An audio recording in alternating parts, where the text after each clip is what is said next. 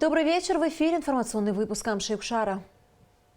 Сегодня премьер-министр Александр Анкваб обсудил с председателем Пенсионного фонда Денисом Гулария вопросы обеспечения выплат пенсий и пособий за июнь, сообщает пресс-служба правительства. Гулария рассказал о том, что из-за снижения темпов пополнения бюджета фонда возможны нарушения сроков выплат пенсий в июне и в последующих месяцах. Так, при ежемесячной потребности фонда в 91 миллион рублей сегодня на счету фонда всего 8 миллионов 400 тысяч рублей. Денис Гуларий отметил, что ведется работа по взысканию задолженности перед фондом. Ранее начисления происходили с 18 числа каждого месяца. По сообщению Гулария, Пенсионный фонд совместно с Минфином и Национальным банком Абхазии пересмотрит текущий график начисления пенсий. По предварительным данным, выплаты пенсий с июня будут осуществляться в новом порядке с 25 числа. Глава правительства поручил фонду контролировать поступление страховых взносов и исполнение страхователями их обязательств. Сегодня же Александр Анкваб встретился с директором РУП «Абхазская железная дорога» Мироном Агрба, который доложил главе правительства о работе предприятия, о плановых мероприятиях, о расходах и доходах организации. Кроме того, Агрба рассказал о задолженностях РУПа, которые на текущий момент составляют 33 миллиона рублей. Говоря о расходной части бюджета, Мирон Агрба отметил, что в списке ежегодных мероприятий РУПа входит мониторинг и диагностика состояния железнодорожной инфраструктуры и ее частичное восстановление и ремонт. Завершая встречу, премьер-министр обратил внимание руководства АЖД на необходимость погашения задолженностей перед внебюджетными фондами страны. Оперативный штаб по защите населения от коронавируса сообщает, что за прошедшие сутки биоматериал для тестирования на коронавирусную инфекцию взят у 26 граждан. Диагноз COVID-19 ни у кого не был подтвержден. Общее число выявленных заболевших коронавирусом в Абхазии на сегодняшний день составляет 38 человек. Из них 9 граждан находятся в Гудаутском госпитале. Один прибудет туда в ближайшее время. 27 человек выздоровели и 1 пациент умер. Министр здравоохранения Томас Сахнаки и министр по чрезвычайным ситуациям Лев Квициня побывали с инспекционной поездкой на КПП ПСО. Главной целью стала проверка режима контроля перехода граждан через государственную границу с Российской Федерацией, сообщает пресс-служба Минздрава Абхазии. По итогам инспекции были выявлены определенные сложности в работе тепловизора в условиях повышенной температуры окружающей среды. Принято решение провести дополнительные работы по улучшению условий вентилирования и модернизации помещения, в котором проводится термометрия граждан. Кроме того, обсуждался вопрос усиления службы контроля въезжающих на территорию Абхазии из России граждан, в частности водителей спецтранспорта и грузового автотранспорта. Также решено на базе передвижной мобильной поликлиники, расположенной на границе по реке Псо, осуществлять забор биоматериала, дальнейшую транспортировку в республиканскую бак-лабораторию и обследование на COVID-19 посредством ПЦР-диагностики.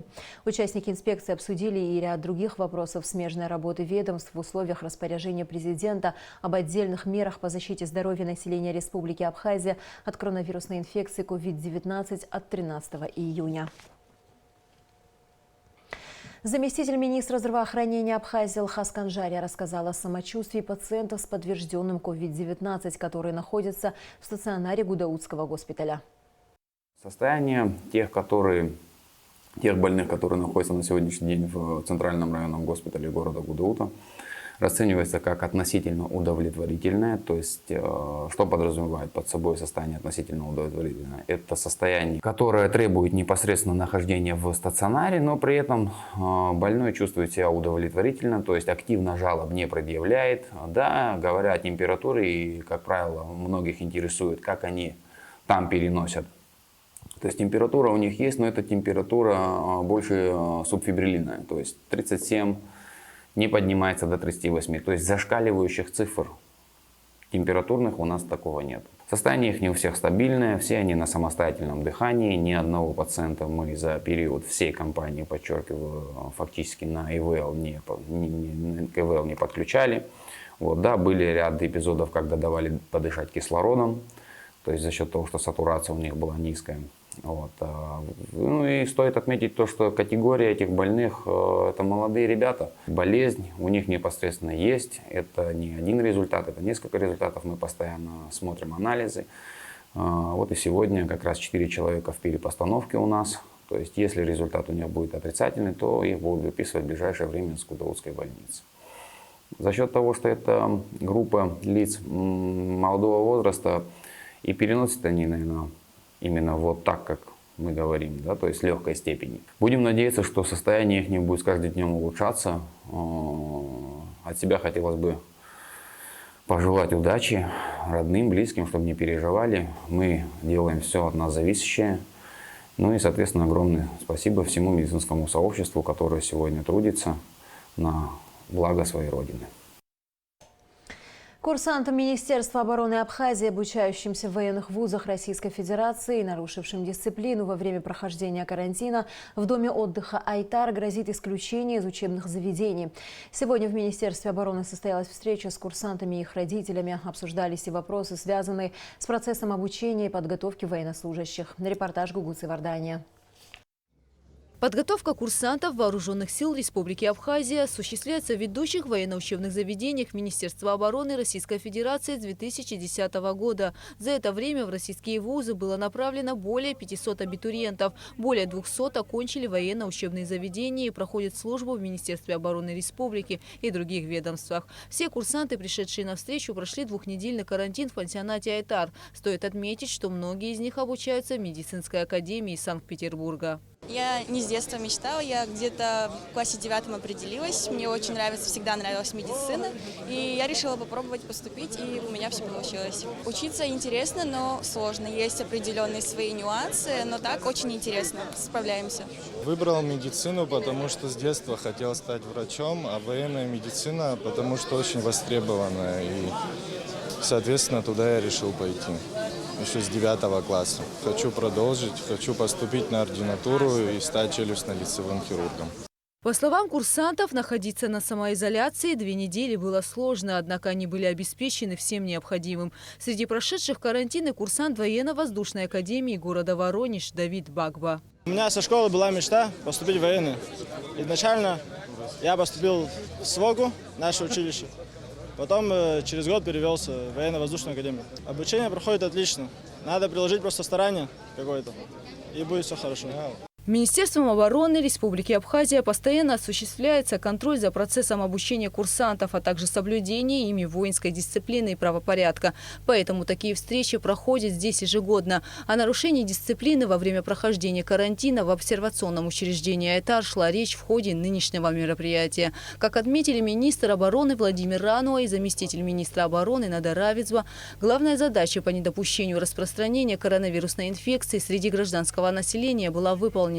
Однако дисциплина курсантов во время пребывания в Айтаре оставляет желать лучшего. Товарищи курсанты, обеспечение процесса карантина осуществляли офицеры, курсанты и солдаты Министерства обороны, которые вам приносили кушать, которые за вами выносили мусор, нескончаемые груды мусора, санузлы разбитые, мебель поломана.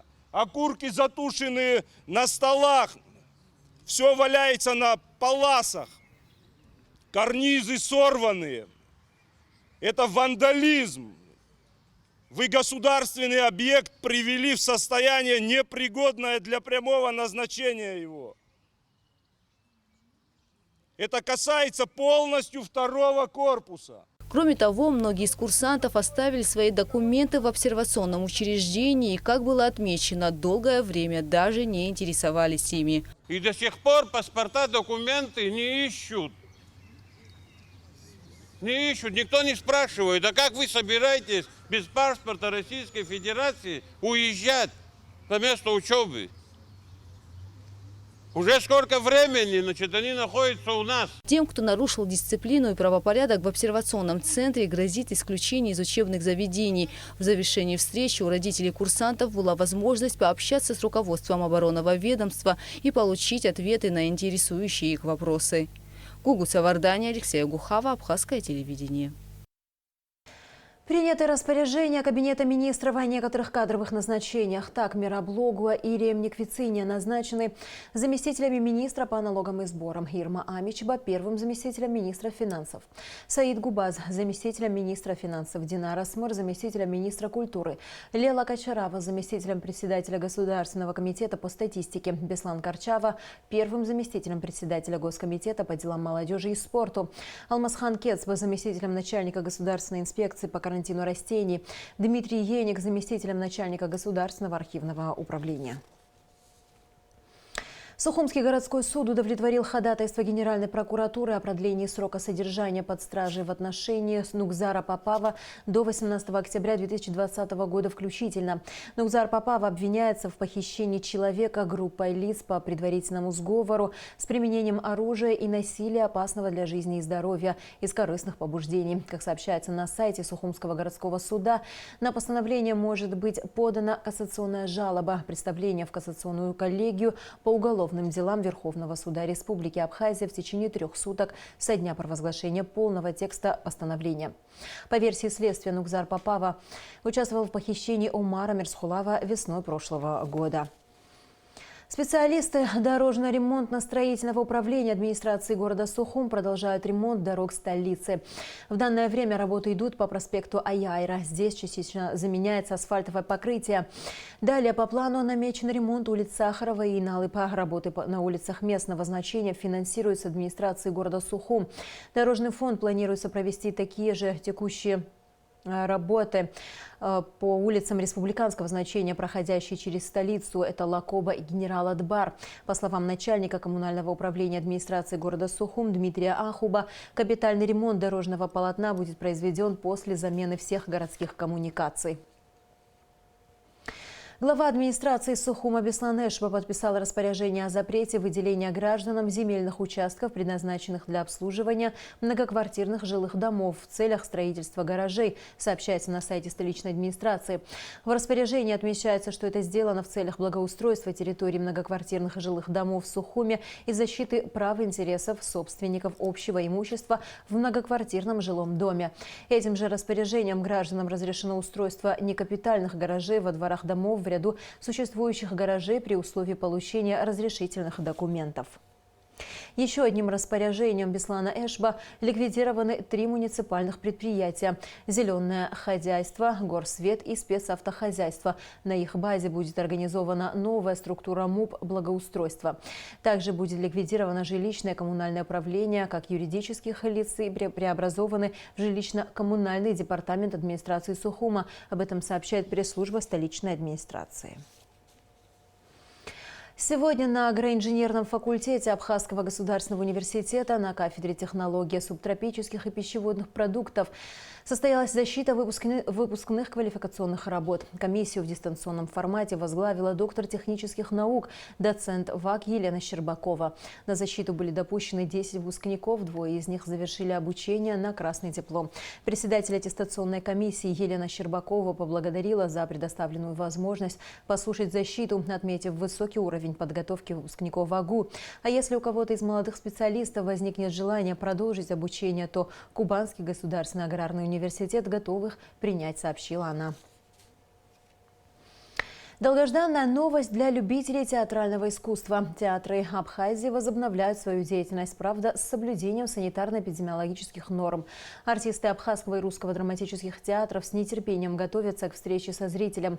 О том, при каких условиях будут играться спектакли и какие постановки ждут зрителей в ближайшее время, расскажет Сария Кварцхейля. Театры Абхазии вновь открывают свои двери для зрителей. Вот уже совсем скоро состоится долгожданная встреча любителей театра с артистами. Интересно, какие спектакли будут показаны и чем будут удивлять абхазского зрителя. В Абхазском драматическом театре имени Самсона Чанба и Абхазском молодежном театре пока еще не начали продажу билетов. Однако актеры с нетерпением готовятся к премьере комедии Эдуарда де Филиппо «Цилиндр». Спектакль поставил молодой актер и режиссер, стажер Вахтанговского театра Бинар Кове. Этот спектакль, он готовился, мы во время карантина. Конечно, о полноценных репетициях речь не могла идти, потому что нельзя было собираться группами, но отдельно всегда можно было соблюдать дистанцию. по рекомендациям. В ближайшие 10-15 дней мы можем уже дать премьеру, показать для зрителей. Так что мы работали во время карантина, пусть не в полную меру, но мы работали, естественно, тем более декорации готовились. Все стоит на сцене, и сейчас идут репетиции. Сейчас рассматривают разные модели рассадки зрителей в театрах, чтобы обеспечить соблюдение безопасности. Речь идет о шахматном порядке, либо капсульной рассадке, когда группу знакомых людей, совместно покупающих билеты, рассаживают вместе, а вокруг них создается определенная социальная дистанция. Однако при таком решении количество зрителей сокращается как минимум в 2 раза. Но руководители театров готовы обсуждать и реализовать любые формы возобновления работы. Главное, наконец, начать играть спектакли. Перед входом каждого театра должна быть дозаторы, санитайзеры, которые должны клиенты обрабатывать руки и пройти вперед. Весь помещение должно обрабатываться день минимум 2-3 раза с применением моющих и средствами. Все ручки, перилы, выключатели, места общего пользования должны быть обработаны. После 2 месяцев простоя свои двери откроет и Русский театр драмы имени Фазиля Искандера. У них уже подготовлен репертуар на вторую половину июня. Театр откроется комедией «Оскар» французского драматурга Клода Манье, пьесой, которая уже полюбилась зрителю. Мы обеспечиваем реализацию необходимых санитарных мер для того, чтобы зрители, которые приходят к нам в театр, чувствовали себя в полной безопасности, чтобы не было даже минимальных психологических барьеров. Мы будем двигаться вперед и создавать комфортную среду в театре для зрителей.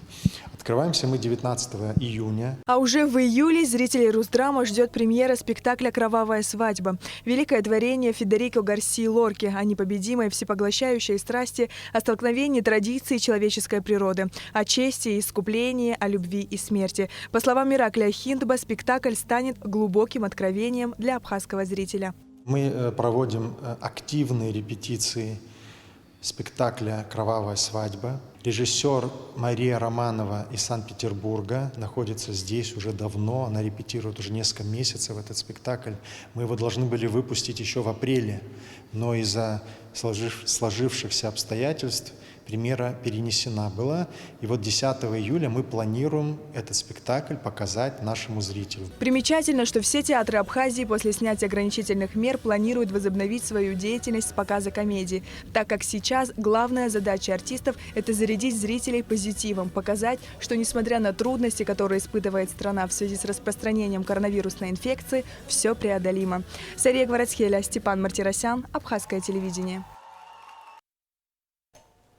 Боксер из Абхазии Харитон Агарба завоевал пояс WBA Continental в первом полусреднем весе, одержав победу по итогам 10 раундов в бою с Мануком Диланяном. В Москве 15 июня прошел первый боксерский турнир на территории России после постепенного снятия ограничений, введенных из-за коронавируса. Харитон Агарба – серебряный призер Европейских игр 2019. Для него это 3-я победа на профессиональном ринге. Шоу «Лига ставок. Вечер бокса», организованное промоутерской компанией «Патриот» при поддержке Федерации бокса России, прошло без зрителей и при соблюдении всех санитарных норм. Пресс-служба республиканского унитарного предприятия «Черноморэнерго» сообщает, что в среду 17 июня с 11 до 16 часов будет отключена ПС Гичрипш для ремонтно-профилактических работ. Без электричества останутся села Гичрипш, Ассабуле, Лапстарха, Мкелрипш и Псо. А также с завтрашнего дня ежедневно по 19 июня включительно с 4:30 до 6:30 часов утра будет отключена высоковольтная линия Очимчира 220 киловольт в связи с расчисткой трассы. Без подачи электроэнергии на это время останутся город Сухум, Сухумский, Гудаутский и Гагарский районы. И в завершении выпуска о погоде. По сообщению Гидрометцентра, завтра на территории Абхазии ожидается переменная облачность без осадков. Температура воздуха ночью 16-21, днем 26-31 градус. Температура морской воды 22 градуса.